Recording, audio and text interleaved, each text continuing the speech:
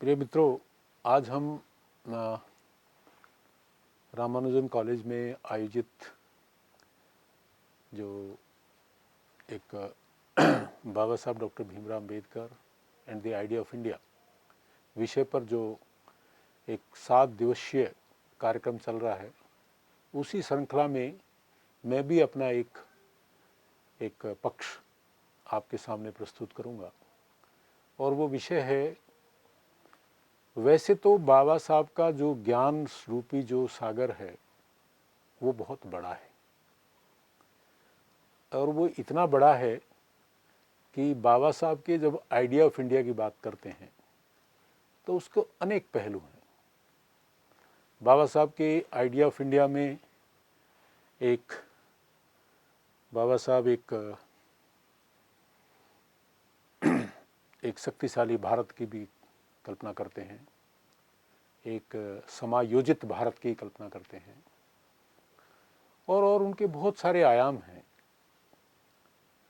उनमें से क्योंकि बाबा साहब का जो व्यक्तित्व इतना बहुआयामी है कि उसमें बहुत बहुत सामाजिक, आर्थिक और राजनीतिक जीवन के पक्ष जो है उसमें समाहित है। बाबा साहब मूल रूप से एक अर्थशास्त्री हैं, वो एक समाजशास्त्री हैं, वो एक एंथ्रोपोलॉजिस्ट हैं, वो एक पॉलिटिकल लीडर हैं, पॉलिटिकल साइंटिस्ट हैं।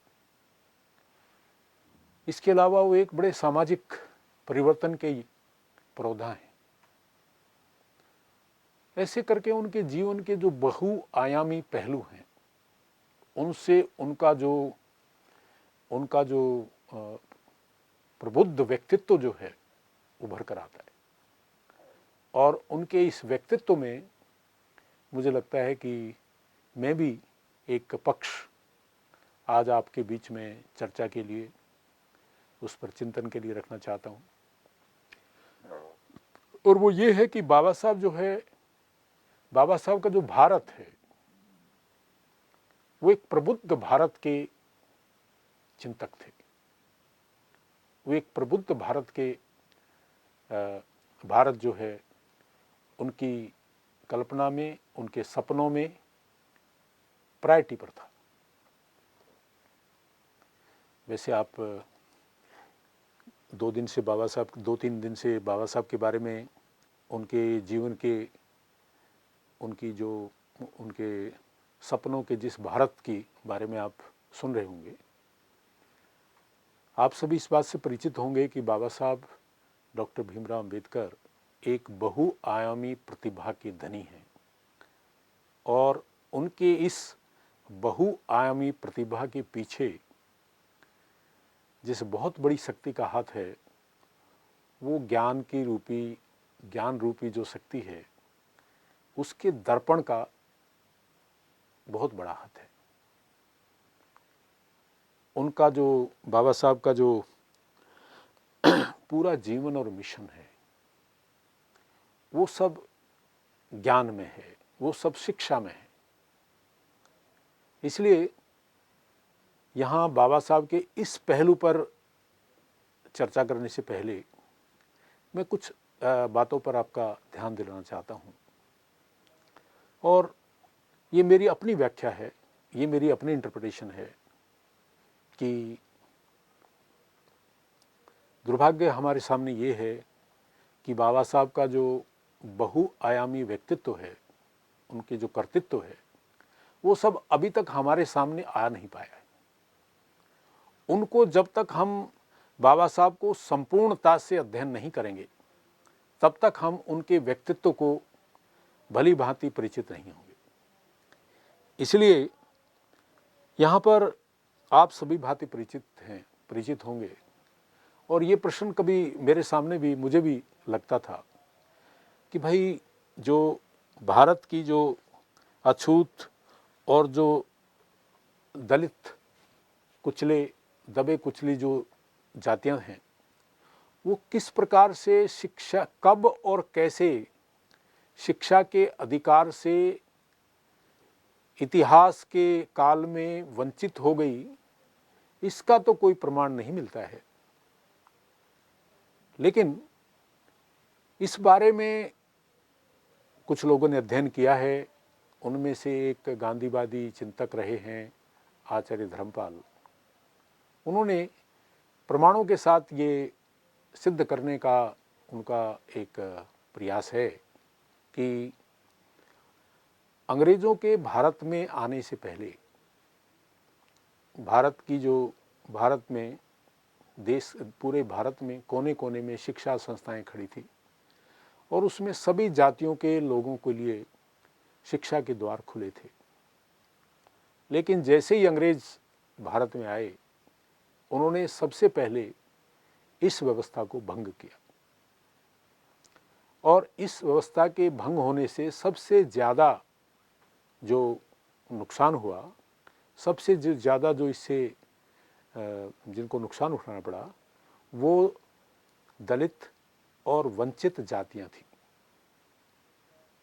और इस प्रकार से इतिहास के काल में दलित और वंचित जातियां शिक्षा के अधिकार से वंचित हो गई और शिक्षा के अधिकार से वंचित होने के बाद जो है वो सामाजिक दृष्टि से, आर्थिक दृष्टि से और राजनीतिक दृष्टि से, समाज में हर दृष्टि से उनका पतन जो है वो शुरू हो गया। खैर मुझे लगता है, मेरा ऐसा मानना है कि आप सभी इस बात से परिचित होंगे कि भाई भारत की जो सभ्यता है उसको ज्ञान की सभ्यता के नाम से जाना जाता है, उसको नॉलेज सिविलाइजेशन के नाम से जाना जाता है। हर सभ्यता की अपनी कुछ खासियतें हैं और भारतीय सभ्यता जो है वो ज्ञान की सभ्यता के रूप में जानी जाती है। आप सभी ये भी जानते हैं कि भारत में शास्त्रार्थ की जो है एक प्राचीन परंपरा रही है, जिसमें जो है ज्ञान के विकास को जो है डिस्कशन, डिबेट, डायलॉग और डाइसेंट, यानी कि विचार विमर्श, बहस, संवाद और सहमति अथवा असहमति, ये एक पुरानी परंपरा है। तो ये भारत की प्राचीन परंपरा रही है और मुझे लगता है कि बाबा साहब ने ये महसूस किया कि, और बाबा साहब ने इस समस्या को जानना चाहा कि भाई भारत की जो ये एक बहुत बड़ा समुदाय ज्ञान की परंपरा से जो वंचित रह गया है, इसको पुनः जो है इस पटड़ी पर लाया जाए।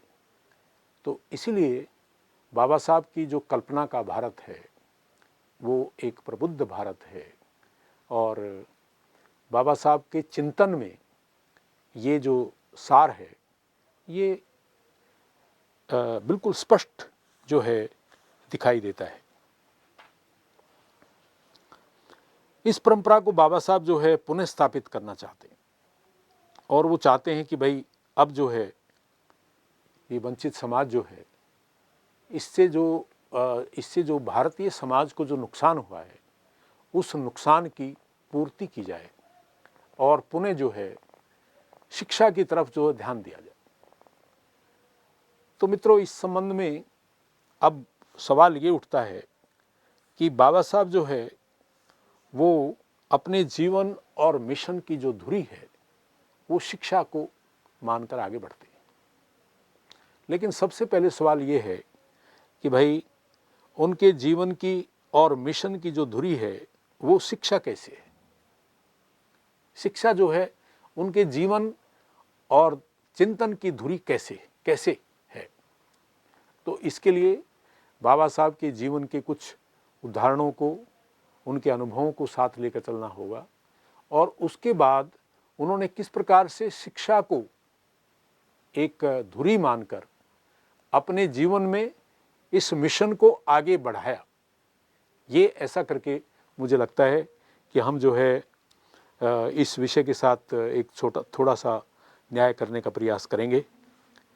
तो जिस तरह से बाबा साहब ने माना कि भाई जीवन की धुरी जो है वो शिक्षा है, तो इसके बहुत सारे अनुभव जो है वो बचपन से लेकर और जीवन के अंतिम दिनों तक बाबा साहब ने सहे, और उनमें आप सभी ने, अभी मैं इसको रिपीट नहीं करना चाहता हूँ, क्योंकि रिपीट करने से वही बातें बार बार जब आती हैं तो उनका महत्व थोड़ा सा घट जाता है। लेकिन फिर भी कुछ घटनाएं तो बाबा साहब के जीवन की ऐसी हैं जो सदैव जो है उनको डंस की तरह से चुभती रही। सबसे पहले जो है वो, आप इस बात से भली भांति परिचित हैं कि विद्यार्थी जीवन में उन्होंने अस्पृश्यता के डंस को जो है वो झेला है। और ये अस्पृश्यता, छुआछात, छूना नहीं है, क्योंकि ये जन्म से एक महार जाति में पैदा हुआ है। ये अनुभव जो है वो बाबा साहब ने बचपन से झेला, और इसमें जो है इसने उनका पीछा बिल्कुल जीवन के आखिरी दिन तक नहीं छोड़ा। अब यहाँ पर बाबा साहब के जीवन के बारे में, उनके थॉट प्रोसेस के बारे में एक बात बड़ी महत्वपूर्ण है। वो ये है कि भाई उनके व्यक्तित्व की एक महानता है। वो ये है कि वे किसी भी प्रकार के अनुभवों को, जीवन में जो उन्होंने कुंठाएं झेली, चाहे वो जिस समय वो अपना अध्ययन कर रहे थे या अपना अध्ययन पूरा करने के बाद जब भारत में आए, इन सारे अनुभवों में एक बात बड़ी महत्वपूर्ण थी। वो ये है कि वे उन अनुभवों को भोगकर वे मन ही मन में कुढ़कर नहीं बैठते थे। व्यक्तिगत अनुभवों से निर्मित उनके मन में जो उद्विग्नता आती थी, उसको वो नव निर्माण करने की, सामाजिक इच्छा में बदलने की उनके अंदर क्षमता थी। जो उनके उद्विग्नता आती थी कि ये मेरे साथ क्या हो रहा है, लेकिन ये जो मेरे साथ हो रहा है उसको वो सोचकर कुंठित नहीं होते थे, बल्कि वो जो है उसको अपने, जो उनके मन में इस व्यवस्था को बदलने की, जो एक नव निर्माण करने की जो उसकी सामाजिक जो इच्छा शक्ति थी, उसमें उसको बदल लेते थे। ये बाबा साहब के जीवन की बहुत बड़ी विशेषता है। और उनके कार्य के पीछे का जो मूल कारण था वो व्यक्तिगत और सामाजिक अवमानना की आत्मानुभूति का उफान था। दूसरे शब्दों में, बाबा साहब ने अपने मिशन को, उन्होंने जो भी डंस झेले छुआछात के, उससे वो कभी भी विचलित नहीं हुए, बल्कि उनको अपने सामाजिक परिवर्तन करने की जो उनकी एक सोच थी, वो उसकी धार और तेज हो गई। और इस प्रकार से यहाँ पर एक उदाहरण मिलता है कि बहिष्कृत भारत में 19 जुलाई 1927 को, 19 जुलाई 1927 को बाबा साहब ने 5 अलग अलग समय में पत्रिकाएं निकाली थी। उनमें से एक पत्रिका का नाम जो है वो बहिष्कृत भारत है। पहली जो उनकी पत्रिका थी वो मूक नायक थी। दूसरी पत्रिका जो थी वो बहिष्कृत भारत थी। तीसरी जनता थी। उसके बाद जो है प्रबुद्ध भारत, और एक पांचवी। इस तरह से 4-5 पत्रिकाएं जो है बाबा साहब ने अपने जीवन काल में निकाली थी। इसमें वो अपने जो उनको जो अस्पृश्यता का जो अनुभव हुआ, उसको लेकर उन्होंने एक अपने विचार व्यक्त किए हैं, और वो उनकी इस शिक्षा संबंधी विचारों के साथ भी जुड़े हुए हैं। और इसके संपादक में बाबा साहब लिखते हैं, मैं उसको कोट को पढ़ता हूँ पूरा। यदि तिलक जैसे किसी व्यक्ति ने बहिष्कृत समाज में जन्म लिया होता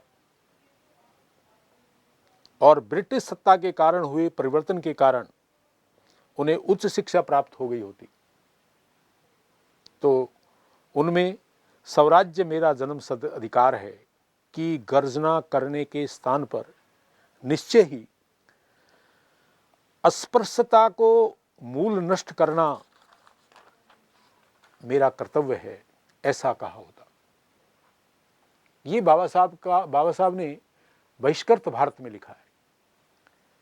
तो बाबा साहब जो है ये मैं बाबा साहब के जो जीवन के अनुभव हैं उनके आधार पर कुछ बातें, शिक्षा, अस्पृश्यता, जिनका दोनों का आपस में एक ऐसा मेल रहा जो उनको जीवन भर जो है उनका दंश जो है उनको झेलना पड़ा।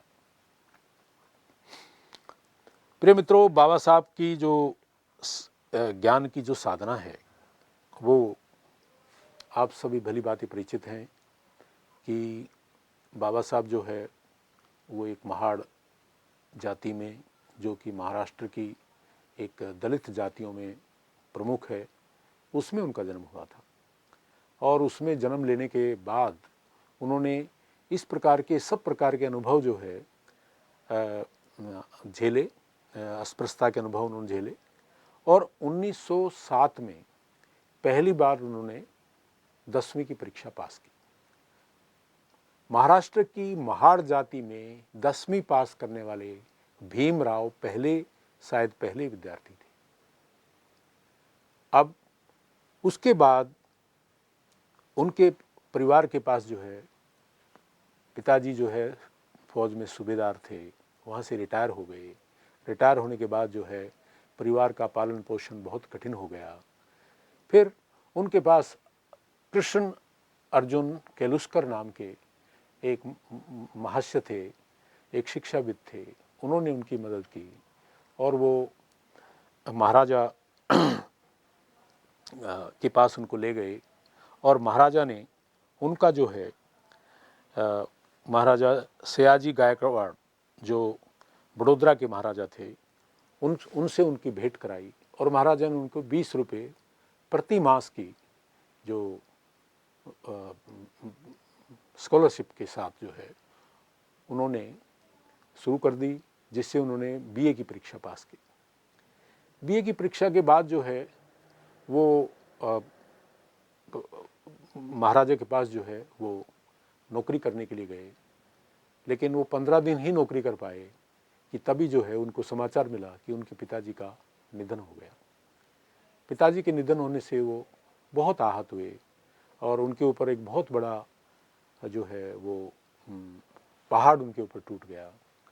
तो इस प्रकार से जब वो इन सब चीज़ों से निकलकर दोबारा महाराजा के पास नौकरी के लिए जाना गए, तो महाराजा के साथ उनका एक डायलॉग हुआ। और उस डायलॉग के बाद जो है वो डायलॉग में महाराजा ने पूछा कि भाई क्या तुम आगे पढ़ाई करना चाहते हो? तो बाबा साहब तो पढ़ाई करना चाहते थे। उन्होंने कहा जी बिल्कुल मैं करना चाहता हूँ। तो तुम किस विषय की पढ़ाई करना चाहते हो? तो उन्होंने कहा कि मैं जो है समाजशास्त्र, अर्थशास्त्र और विशेष रूप से पब्लिक फाइनेंस की पढ़ाई करना चाहता हूँ। तो ये पढ़ाई आप क्यों करना चाहते हो? जब महाराजा ने उनसे पूछा तो भाई इस विषयों के अध्ययन तुम क्यों करना चाहते हो? तो उन्होंने बताया, भीमराव ने कहा कि मैं इस विषयों के अध्ययन करने से मुझे इस प्रकार के रास्ते दिखाई देंगे जिससे मैं अपने समाज की जो पतना अवस्था है, अपने व्यापक वंचित और दलित समाज की जो पतन की अवस्था है, उसको सुधार कर सकूँ। अब महाराजा गायकवाड़ ने उनसे कहा कि भाई तुम नौकरी करोगे या नहीं? ये पढ़ाई, नौकरी और समाज सेवा, ये सारी बातें तुम एक साथ कैसे पूरी करोगे? तो भीमराव ने उत्तर दिया कि भाई यदि महाराजा ने मुझे इस प्रकार का मौका दिया तो मैं ये सारी बातें ठीक से करके दिखा दूंगा। प्रिय मित्रों, ये जो डायलॉग है, ये डायलॉग एक बात को भली भांति इंडिकेट करता है और वो इंडिकेशन है बाबा साहब का कमिटमेंट कि शिक्षा प्राप्त करनी है और शिक्षा किस लिए प्राप्त करनी है। मुझे शिक्षित होकर ये जो शिक्षा है ये सिर्फ मेरी पूंजी, मेरा सब हित के लिए नहीं है। ये समाज हित के लिए शिक्षा है। और शिक्षा के मामले में वो इतने कमिटेड थे कि इसके कई सारे उदाहरणों को जीवन में देखने को मिलते हैं। जब बाबा साहब अमेरिका में थे, पढ़ाई के लिए गए, वो 1913 में, जुलाई 1913 में वो मैं इसको पहले इसी बात को आगे बढ़ाता हूँ कि महाराजा के साथ जो डायलॉग हुआ, उस डायलॉग के बाद महाराजा ने उनको विदेश में अध्ययन करने के लिए अपनी रियासत की तरफ से स्कॉलरशिप दे दी। और इसके बाद जो है बाबा साहब अमेरिका चले गए पढ़ने के लिए, और अमेरिका में उन्होंने कोलंबिया विश्वविद्यालय में एडमिशन ले लिया। और कोलंबिया यूनिवर्सिटी में एडमिशन लेने के बाद जो है उन्होंने उनकी वास्तव में एक ज्ञान की साधना का रास्ता शुरू हुआ। और इस दौरान में कई सारी जो है महत्वपूर्ण घटनाएं हैं जो उनकी शिक्षा के प्रति जो कमिटमेंट है उसको जाहिर करती है। उन दिनों में गदर पार्टी के सिलसिले में लाला लाजपत राय भी अमेरिका में गए हुए थे।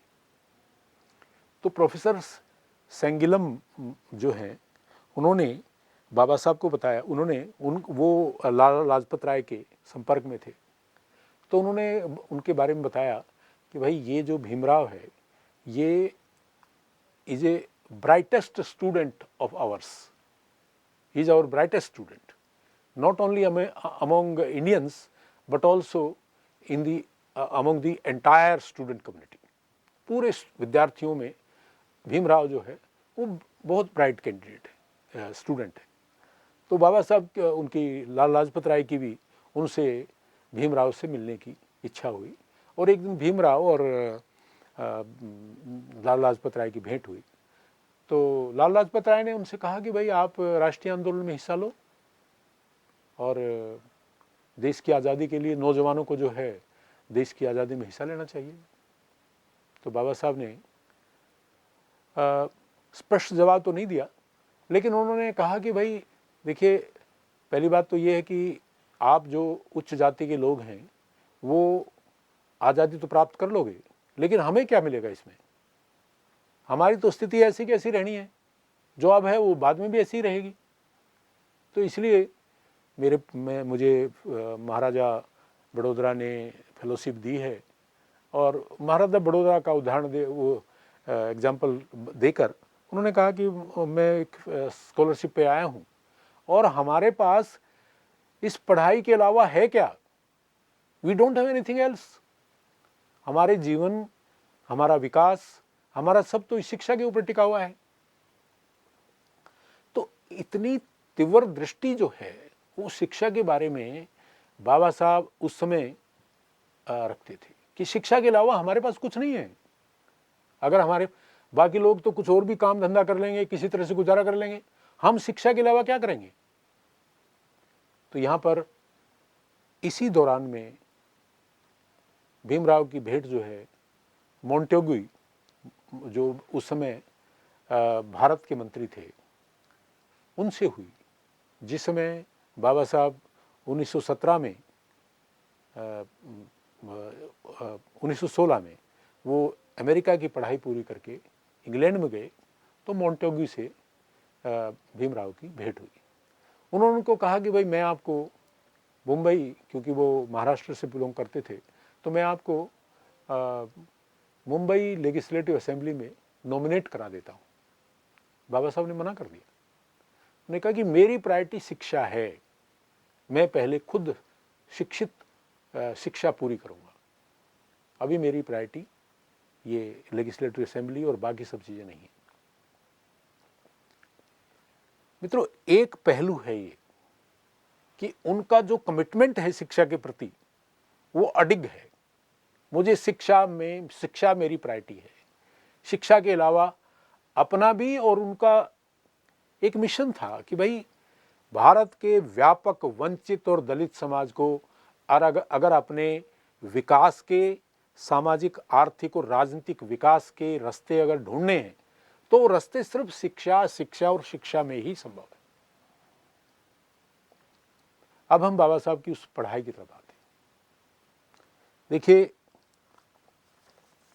सबसे बड़ी बात यह है कि बाबा साहब को वो उनकी जब ज्ञान साधना की शुरुआत होती है तो उन्होंने उनके पास बहुत सीमित पैसे होते हैं और इस सीमित पैसे में वो अपना जो महाराष्ट्र में जो उनका परिवार रहता था उस परिवार को भी चलाते हैं, पैसे बचाकर परिवार को भेजते हैं और खुद भी अपनी पढ़ाई को जारी रखते हैं।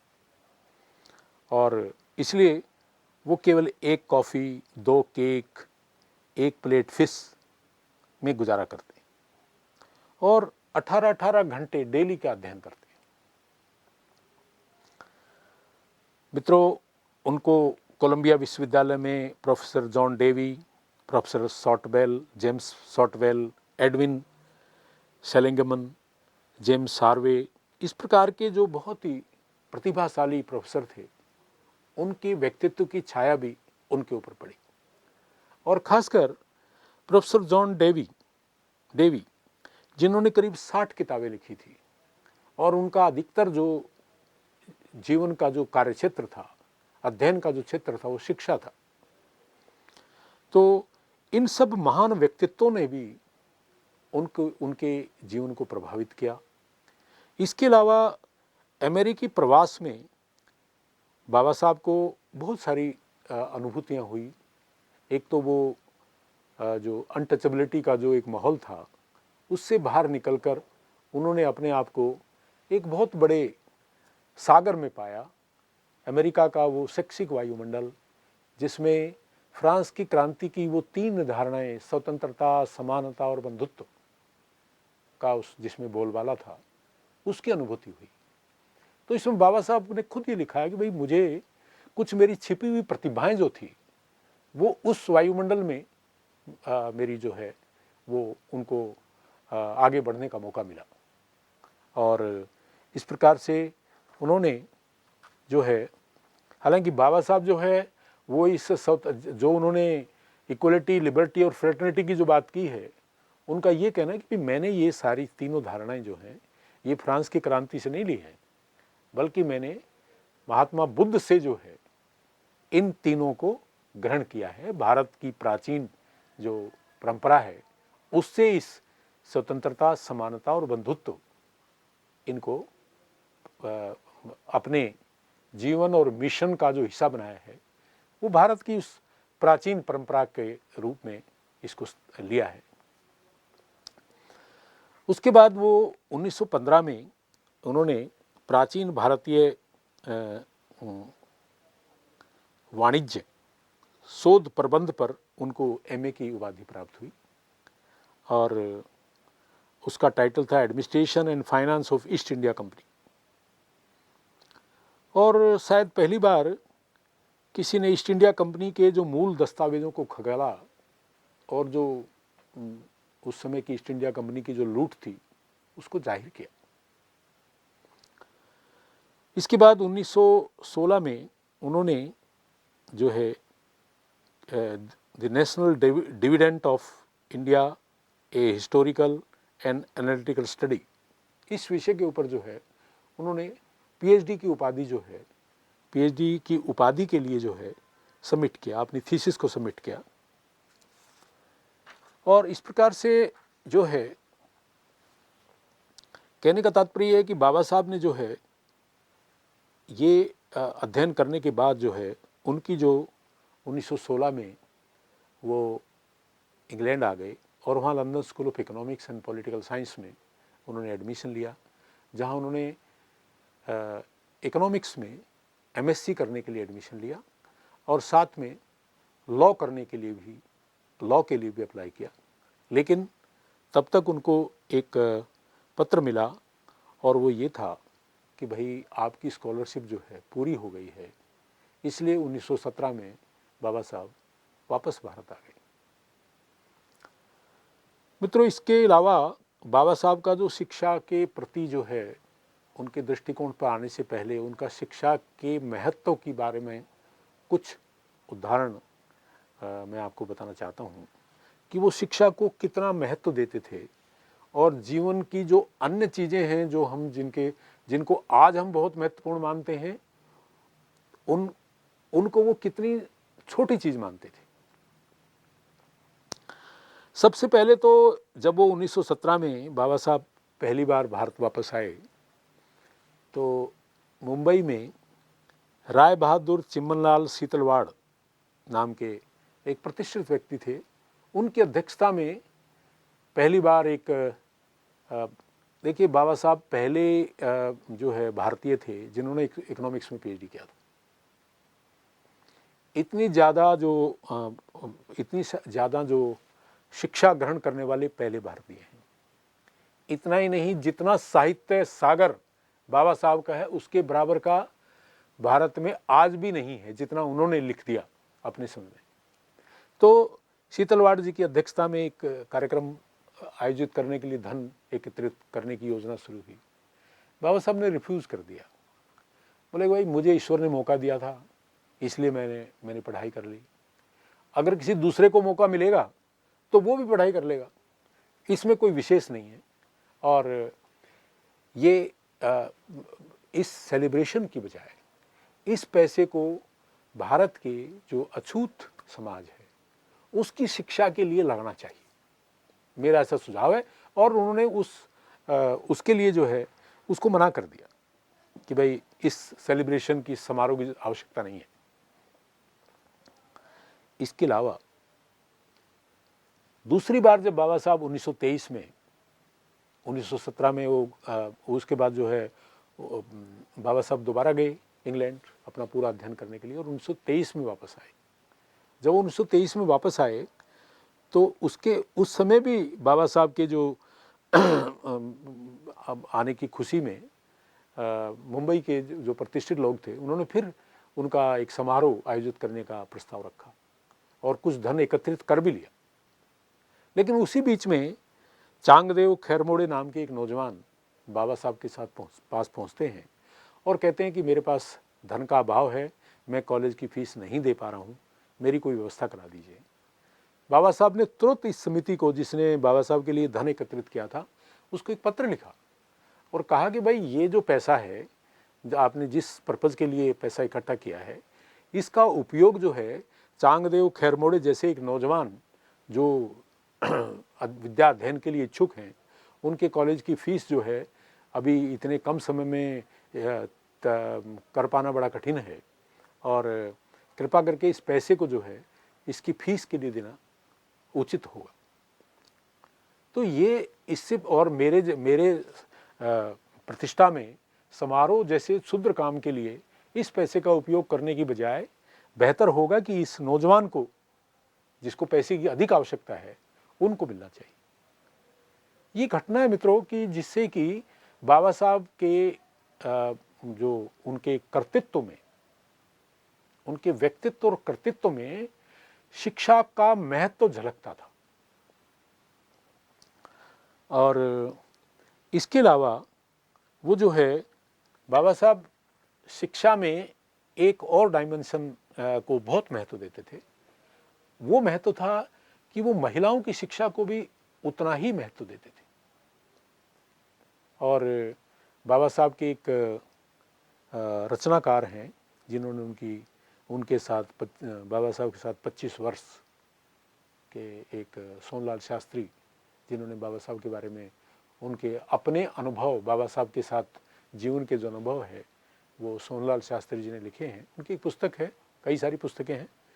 तो सोनलाल शास्त्री ने लिखा है कि भाई बाबा साहब जो थे वो महिलाओं की शिक्षा को बहुत बड़ा महत्व देते थे और वो कहते थे कि भाई मैं संविधान सभा की जो ड्राफ्टिंग कमेटी है उसके चेयरमैन बनने की बजाय मेरी प्रायोरिटी जो थी हिंदू कोड बिल में ज़्यादा थी, क्योंकि उनका एक स्वप्न था। वो स्वप्न ये था कि जिस दिन भारत में महिलाओं का उद्धार हो जाएगा, जिस दिन महिला सक्षम हो जाएगी, महिला अपने पैरों पर खड़ी हो जाएगी, महिला जो है डिसीजन मेकिंग में भागीदारी ले लेगी और महिला अपने घर की कमांड हर दृष्टि से उसको सक्षम बनाने के लिए उपयोग करने लग जाएगी, उस दिन जो है भारत की सामाजिक क्रांति के जो मिशन है उसको कोई नहीं रोक सकता। इसलिए बाबा साहब ने जो हिंदू कोड बिल, बाबा साहब ने कहा कि भाई भारत के जो अनन्य धर्मावलंबी हैं, चाहे वो इस्लाम है, ईसाइयत है, उन सब के अपने कोड हैं, लेकिन हिंदू महिलाओं का, हिंदू धर्म में महिलाओं के लिए कोई कोड नहीं है, उनकी कोई आचार संहिता नहीं है। और ये काम तो हिंदू धर्म के जो उच्च जातियों के जो उनके जो के जो लोग हैं उनका काम था। लेकिन मैं इस काम को इसलिए करना चाहता हूँ क्योंकि इसके कारण कोई हिंदू कोड, महिलाओं के लिए कोई कोड ना होने के कारण, कोई संहिता ना होने के कारण अगर सबसे ज़्यादा कोई प्रभावित होता है तो महिला होती है। पति की मृत्यु के बाद महिला की उसकी प्रॉपर्टी में कोई हिस्सेदारी नहीं होती। कौन सफ़र करेगा? महिला सफ़र करेगी, इत्यादि इत्यादि। तो कहने का मतलब ये है कि बाबा साहब जो है वो शिक्षा में महिलाओं को भी बहुत महत्व देते थे। इसलिए जब वो इंग्लैंड में थे तो उन्होंने अपनी पत्नी को एक पत्र लिखा। वो पत्र बड़ा महत्वपूर्ण है। उन्होंने कहा कि भाई आपकी पढ़ाई अच्छी चल रही है, इससे मुझे बड़ी खुशी है, और आप लोगों के पास पैसे की कमी हो रही है, मैं जानता हूँ, और मैं चाहता हूँ कि मैं जल्दी से जल्दी ये पैसे की व्यवस्था पूरी करने की कोशिश करूँगा। लेकिन यदि बाय द वे मैं पूरी ना कर पाऊँ और आपके पैसे समाप्त हो जाएं, तो आप जो है अपने आभूषण बेच के खाना, क्योंकि शिक्षा में बाधा नहीं पड़नी चाहिए। मैं आऊँगा, मैं फिर बनवा दूँगा, मैं आने के बाद दोबारा बनवा दूँगा, लेकिन शिक्षा में कोई ब्रेक नहीं आना चाहिए। और अगर पेट काट कर भी पढ़ाई करनी पड़े तो करनी चाहिए। तो ये बाबा साहब का ये सारे प्रकार के जो उदाहरण हैं ये इस बात को दर्शाते हैं कि शिक्षा के बारे में उनका जो दृष्टिकोण है वो बिल्कुल साफ है कि भाई हमारे पास जो मैंने जो सामाजिक परिवर्तन का जो एक मिशन रखा है, सामाजिक परिवर्तन का जो एक मोटो मैंने जो अपने जीवन का रखा है, वो शिक्षा से ही पूरा होने वाला है।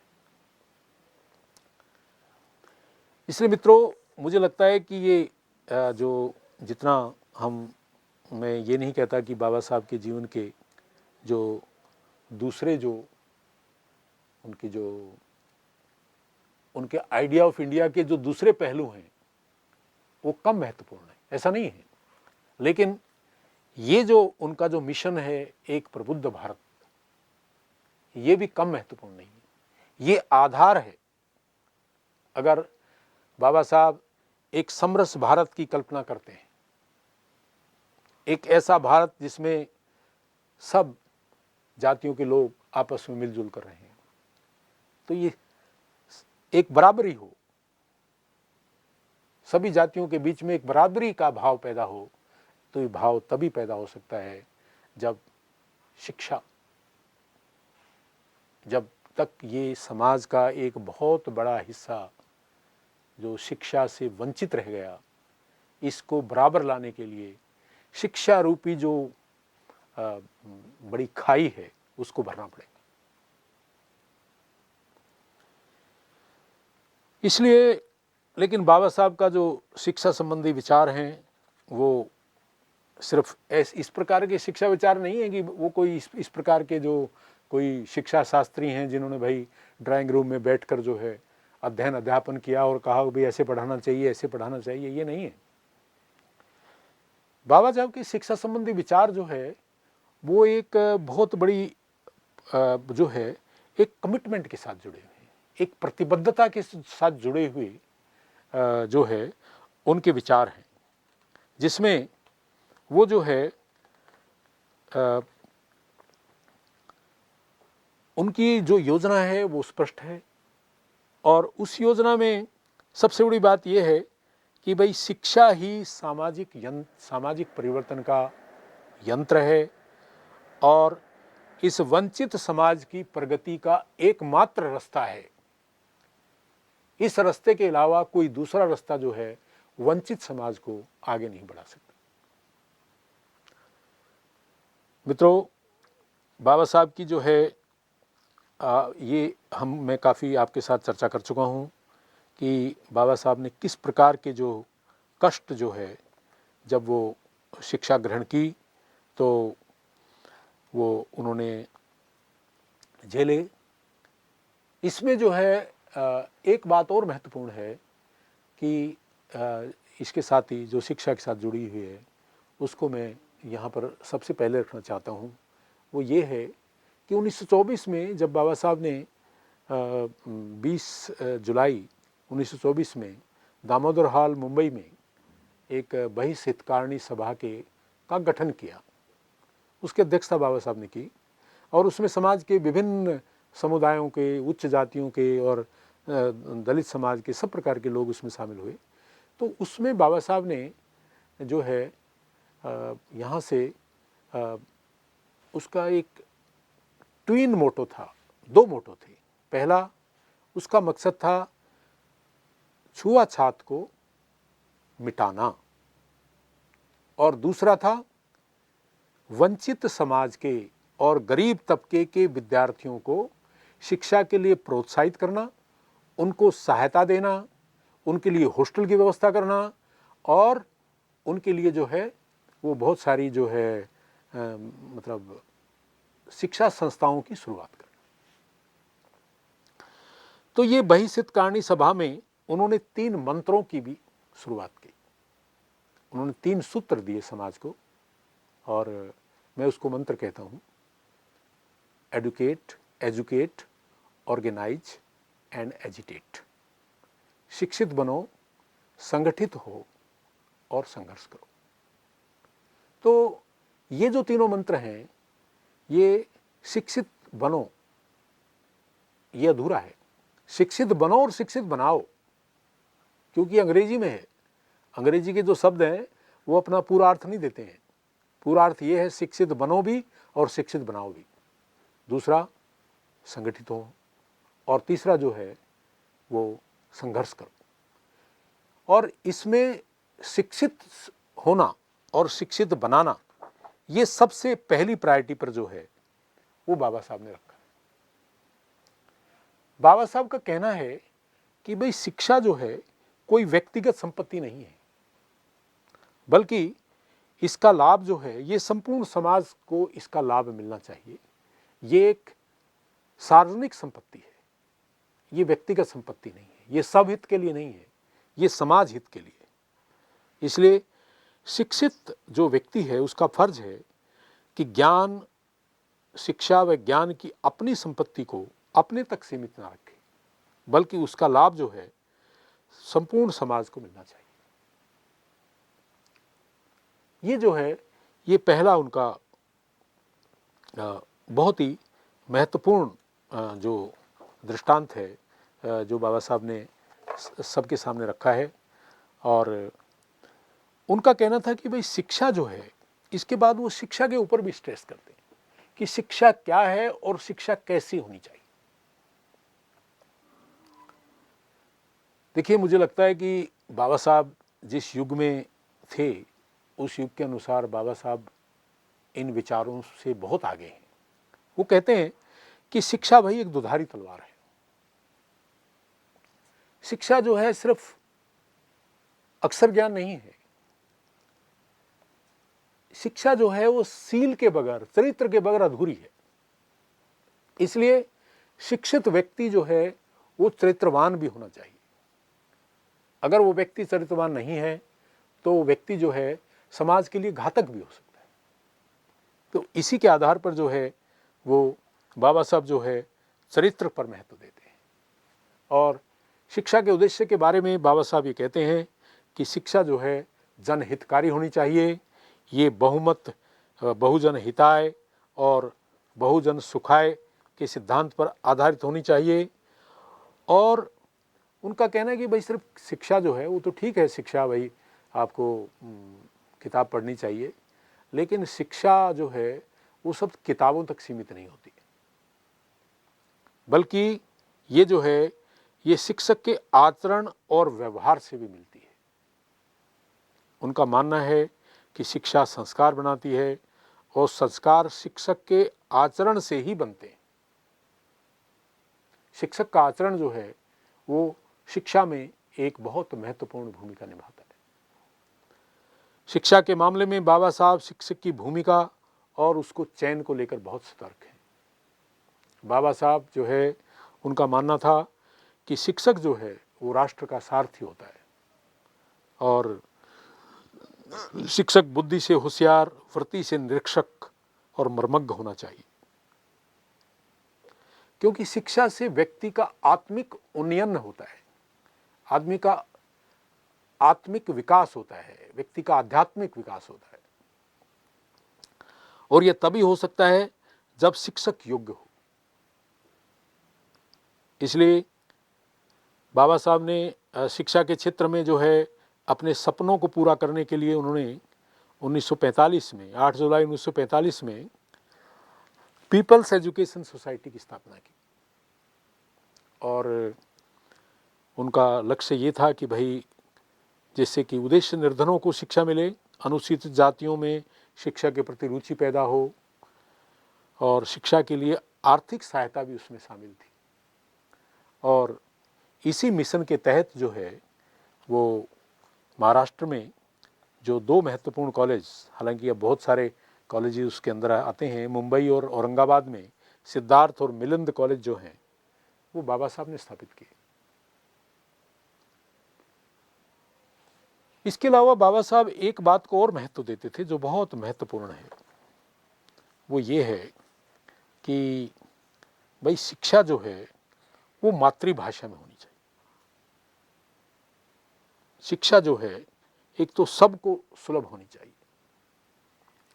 सुलभ होने के अलावा उनका ये मानना था कि भाई छात्रों को पढ़ने के लिए अधिकतम छात्रावासों की व्यवस्था होनी चाहिए, क्योंकि जो एक अच्छा प्रवेश जो है वो विद्यार्थियों को छात्रावास देते हैं।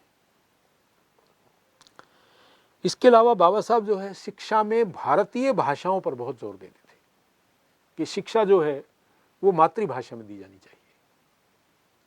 और आपको जानकर ये बड़ा आश्चर्य होगा, शायद आपने पढ़ा भी होगा कि संविधान सभा में संस्कृत को राष्ट्रभाषा का बनाने का एक प्रस्ताव आया, उसको बाबा साहब ने समर्थन किया। इसके अलावा पूरे देश में एक जो कनेक्टिंग लैंग्वेज है वो हिंदी होनी चाहिए, इसका बाबा साहब ने समर्थन किया। तो इस प्रकार से जो है वो बाबा साहब जो है वो शिक्षा के मामले में बहुत सतर्क और जो है वो बड़े एक्टिव थे।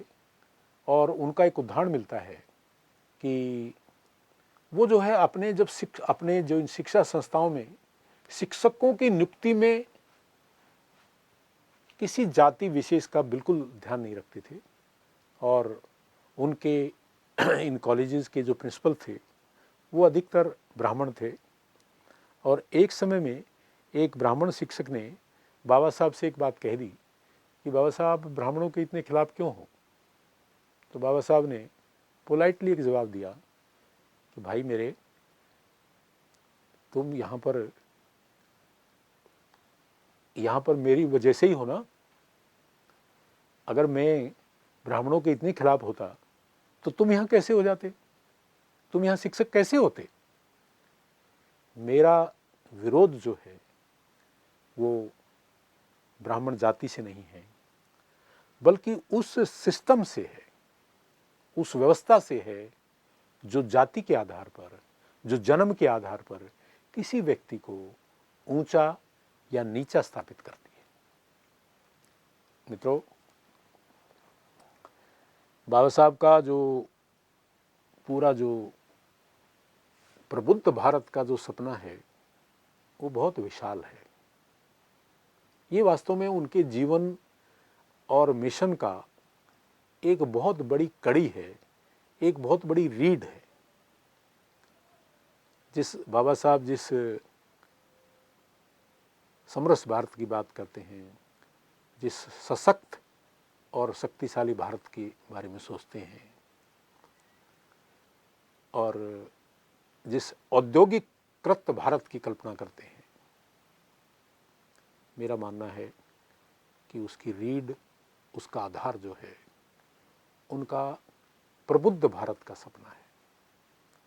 और ये प्रबुद्ध भारत के सपने में कई सारी जो